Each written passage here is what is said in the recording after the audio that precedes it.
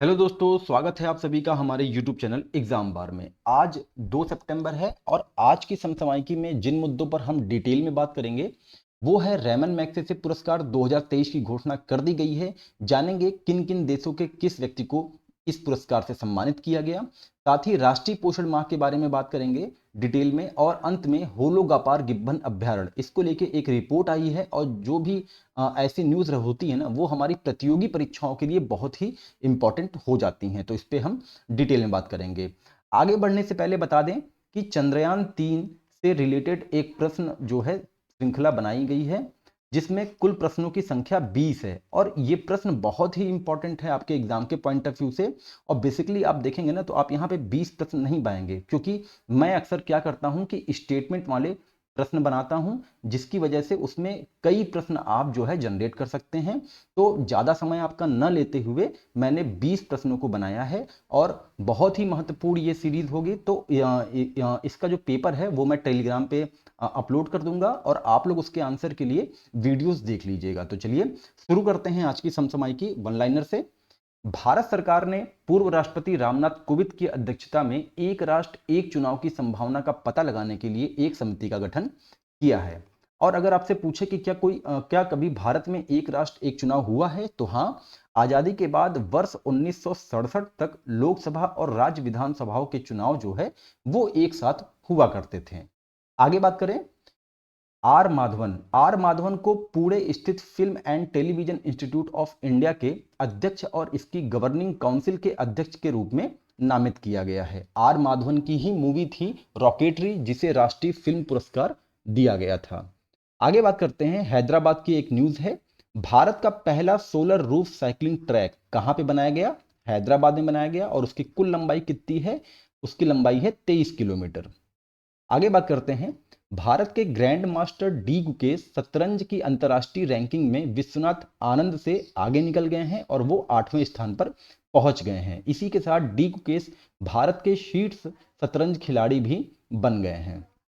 एक न्यूज़ थी, बहुत सिंपल सी लग रही थी, लेकिन ये भी इंपॉर्टेंट होगी हमारे एग्जाम के पर्पज से।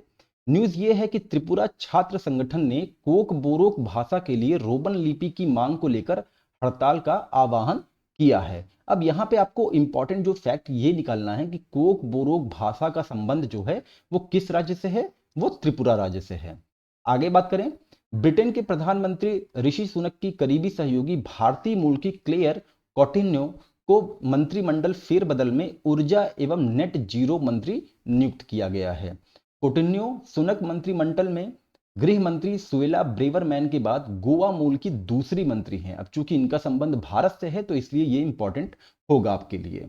आगे बात करते हैं, आज 2 सितंबर है और आज विश्व नारियल दिवस मनाया जाता है। और नारियल उत्पादन की बात करें तो वैश्विक स्तर पर इंडोनेशिया में सबसे ज्यादा होता है, उसके बाद फिलीपींस, और फिर भारत में होता है। एनपीसीआई ने भारत का अपना ब्लॉकचेन समर्थित open source project Falcon launch किया है। ब्लॉकचेन एक ऐसी प्रौद्योगिकी है, टेक्नोलॉजी है, जिससे बिटकॉइन नामक मुद्रा का संचालन होता है, जिसमें प्रत्येक लेन देन अथवा ट्रांजैक्शन का रिकॉर्ड दर्ज किया जाता है। तो फॉल्कन प्रोजेक्ट किससे रिलेटेड है? बिटकॉइन से रिलेटेड है, इसको आप ध्यान रखिएगा। आगे बात करते हैं, स्विट्जरलैंड के ज्यूरिख में आयोजित डायमंड लीग में वर्ल्ड और ओलंपिक चैंपियन नीरज चोपड़ा दूसरे स्थान पर रहे हैं, और इनको सिल्वर मेडल दिया गया है, तो आप इसको ध्यान रखिएगा। और गोल्ड किसे मिला है? चेक रिपब्लिक के जाकूब वाल्देज को गोल्ड मेडल से पुरस्कृत किया गया है। आगे बात करते हैं रोमन मैग्सेसे अवार्ड के बारे में। तो असम के कैंसर विशेषज्ञ डॉक्टर आर रवि कन्नन को 65वां रेमन मैग्सेसे पुरस्कार 2023 से नवाजा गया है। आपको यहाँ पे ध्यान देना है कि 65वां है इस बार का रेमन मैग्सेसे, ये भी इंपॉर्टेंट है। रेमन मैग्सेसे पुरस्कार फाउंडेशन के अनुसार यह पुरस्कार असम में जन केंद्रित और गरीबों के लिए उनके कार्यक्रम को जरिए कैंसर के इलाज में क्रांति लाने के लिए इनको ये पुरस्कार प्रदान किया गया है। डॉक्टर कन्नन वर्ष 2007 से सिलचर में कचार कैंसर अस्पताल से जुड़े रहे हैं। इससे पहले वे चेन्नई के कैंसर संस्था में कार्यरत थे।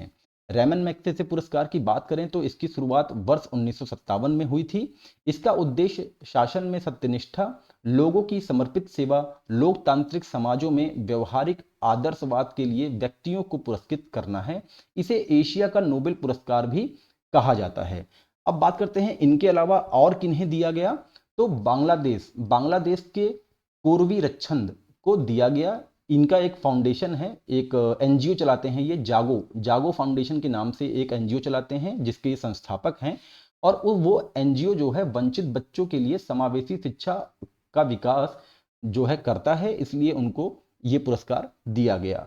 वहीं तिमोर लस्ते भी इंडोनेशिया के पास एक देश है कि यूजिनियो लेमेसे ने युवा तिमोरिस प्रकृति और अपने परिवेश को कैसे देखते हैं उसमें उल्लेखनीय योगदान दिए हैं, जिसके कारण उन्हें भी पुरस्कृत किया गया है। आगे बात करें, फिलीपींस की मरियम कोरोनेल फेरर को शांति निर्माण में अहिंसक रणनीति की परिवर्तनकारी शक्ति में अटूट विश्वास के लिए पुरस्कार दिया गया है। तो ये तो रहा रेमन मैग्सेसे 2023 के अवार्ड के बारे में। अब बात करते हैं राष्ट्रीय पोषण माह के बारे में। केंद्र सरकार सितंबर महीने को राष्ट्रीय पोषण माह के रूप में मनाएगी और ये छठा राष्ट्रीय पोषण माह होगा। इस वर्ष का उद्देश्य जीवन चक्र दृष्टिकोण के माध्यम से कुपोषण से व्यापक रूप से निपटना है। पोषण माह का केंद्र बिंदु गर्भावस्था, शैशवावस्था, बचपन और किशोरा अवस्था सहित मानव जीवन के महत्वपूर्ण चरणों के बारे में व्यापक जागरूकता पैदा करना है। और अगर हम इसके थीम या विषय की बात करें तो इसका जो थीम है वो है सुपोषित भारत, साक्षर भारत, सशक्त भारत पर केंद्रित थीम के माध्यम से पूरे भारत में पोषण संबंधी समझ को बढ़ावा देना है। तो ये आप थीम भी इसकी ध्यान रखिएगा। आगे बात करते हैं, होलो गापार गिब्बन अभ्यारण्य न्यूज में क्यों था। तो न्यूज ये थी कि भारतीय वन्य जीव संस्था की एक रिपोर्ट में बताया गया कि असम के होलो गापार गिब्बन अभ्यारण्य का संपर्क आसपास के वन क्षेत्रों से टूट गया है, जिससे यह एक वन द्वीप बन गया है और जिसका मुख्य कारण था प्रस्तावित रेलवे ट्रैक। तो इन्होंने रिपोर्ट में अपने सुझाव भी दिए हैं कि 1.65 किलोमीटर लंबे रेलवे ट्रैक का मार्ग बदल दिया जाए, जिसने पश्चिमी हुलॉक गिब्बन को समर्पित पूर्वी असम अभ्यारण्य को 2 असमान भागों में विभाजित कर दिया है। साथ ही भारतीय वन्यजीव संस्था ने रेलवे ट्रैक पर हुलाक गिब्बन की आवाजाही को सुविधाजनक बनाने के लिए कृत्रिम चंदवा पुलों को प्रस्तावित दिया है।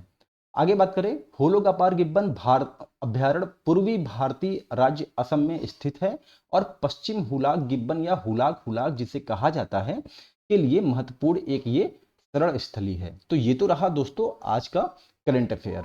और आप लोग चंद्रयान 3 से रिलेटेड जो प्रश्न की सीरीज चलेगी, आज 20 प्रश्न होंगे, लेकिन वो 20 प्रश्न बहुत ही इंपॉर्टेंट होंगे किसी भी एग्जाम के लिए, चाहे वो आपका समीक्षा अधिकारी हो, चाहे वो आपका आने वाला यूपीपीसीएस हो, चाहे वो यूपीएससी हो, चाहे बीपीएससी हो, सभी के लिए बहुत ही इंपॉर्टेंट है। आप इसको जरूर सॉल्व करिएगा। मिलते हैं आपको चंद्रयान 3 के साथ, तब तक के लिए अपना ध्यान रखिए। नमस्कार, जय हिंद, जय भारत।